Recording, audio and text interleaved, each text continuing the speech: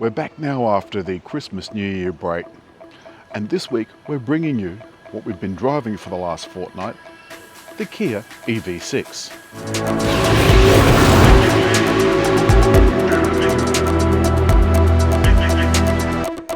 In my recent article, I named this car as my favourite car for 2022.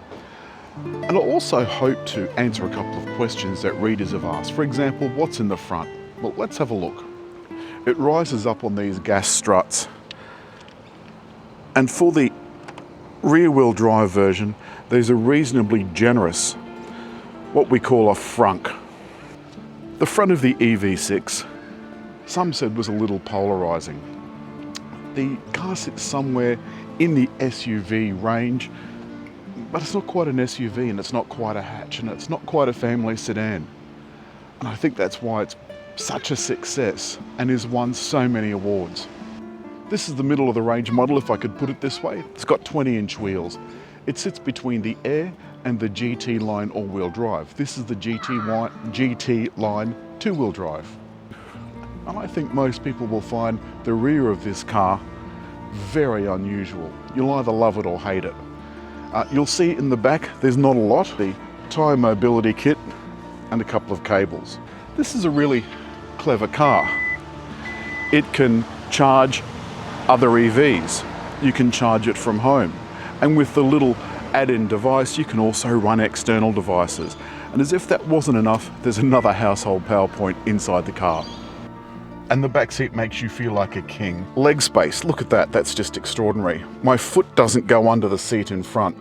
One thing I noticed getting into the back was that I did bump my head a couple of times. This is very, very low, but nonetheless, once you're in, it's incredibly comfortable. I love the lovely sculptural elements, although this is quite hard plastic. There's airbags in front between the two front passengers and a USB in each of the front seats. But look how lovely and flat the floor is. And just in case you're thinking that there's no vents in the back, you'd be wrong. They're here in the center post. And this front seat, that slides back when you open the front door with the car switched off. And of course the driver's seat has a couple of memory positions as well. The rest of the controls are all fairly simple on the door.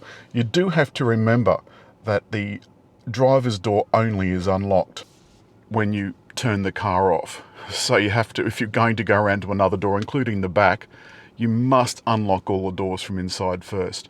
Unless you've got the key in the pocket, of course, where you can unlock the tailgate just by standing there and it'll open all by itself. The center console has this enormous bin under it, along with a couple of power outlets, some USBs, some more USBs up on the fascia itself.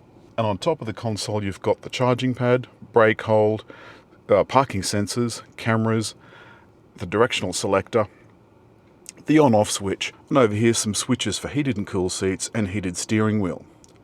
And Kia's clever two-way control panel. The other highlight of the interior are these two 12.3-inch tablet-style readouts. Plus, and I'm not sure if you can see it, but just here is the heads-up display. There's no wasteful sunroof in this model. That comes in the GT line all-wheel drive. So through the week, I've just had lunch at the George IV in Picton, a very ancient Cobb & Co pub stop. And now I'm heading out of town. Although this cabin isn't huge, this is not a big car. It feels big because there's no center hump.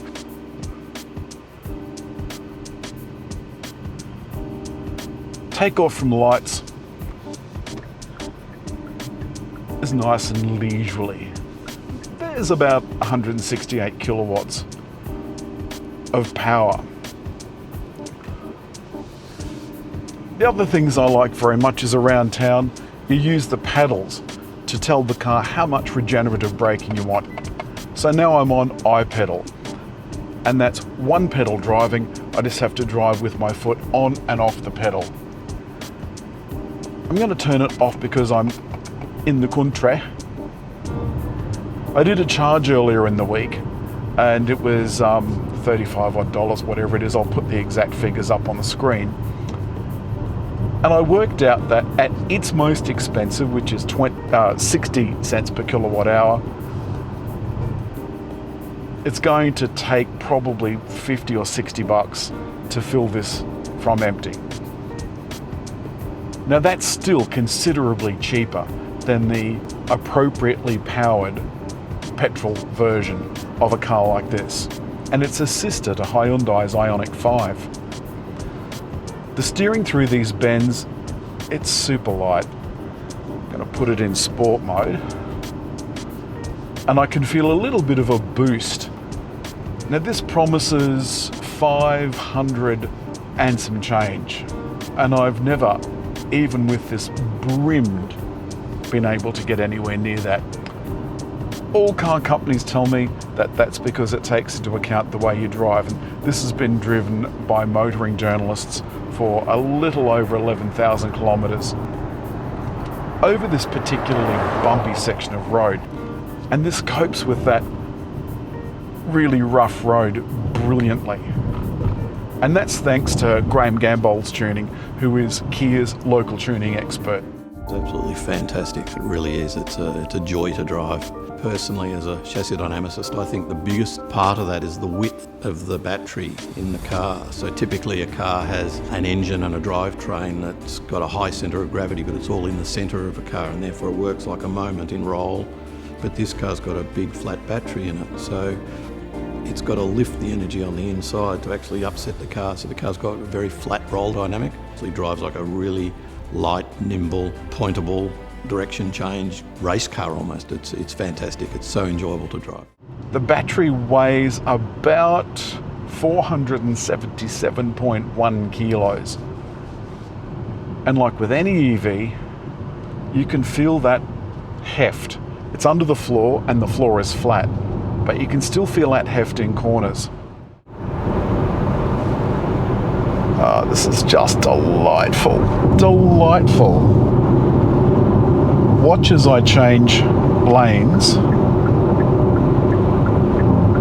You'll notice that whichever indicator you put on, a camera looks down the side of the car and puts the display in your driver's instruments. It's genius.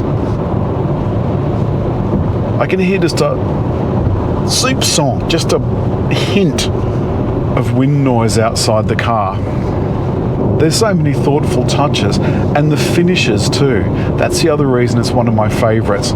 The surfacing is firm, but not hard.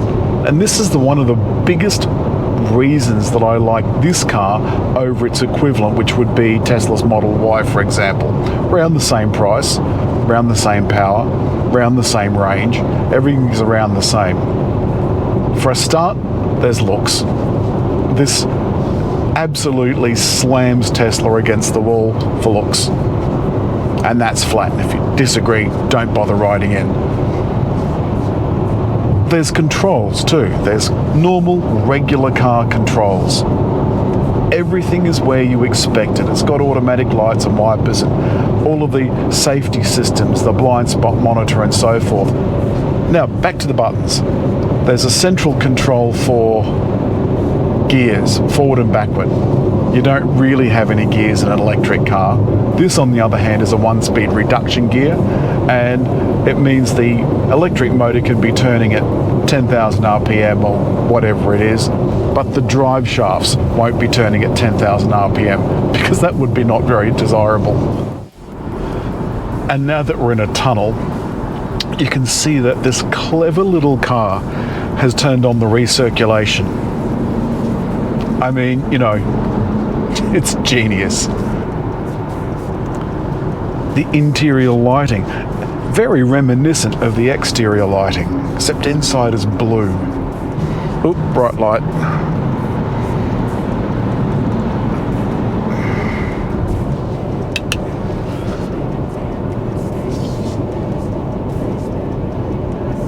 This road is reasonably smooth, but in the EV6 it feels like I'm riding on a carpet. Now let's demonstrate the Q Assist. So it's now going to stop. A lot of people don't have the confidence with these automated systems. So I've still got the steering active, still got the cruise active, and it's now just creeping its way through the traffic. So It looks after you on the highway. It's got all these inbuilt safety systems. Doesn't mean I should be taking my eyes off the road. And indeed, I don't take my eyes off the road.